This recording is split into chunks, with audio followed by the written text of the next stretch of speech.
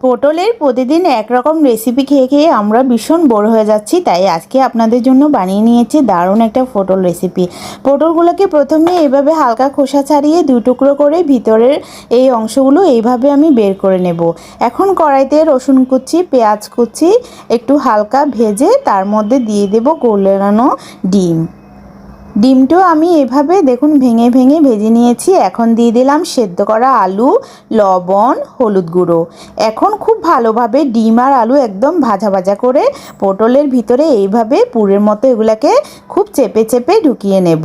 সবগুলো আমার রেডি করা হয়ে গেছে। এখন কড়াইতে হালকা তেল দিয়ে পটলগুলো দিয়ে ঢেকে দেব কাঁচা পটলটা ভালোভাবে সেদ্ধ হওয়ার জন্য।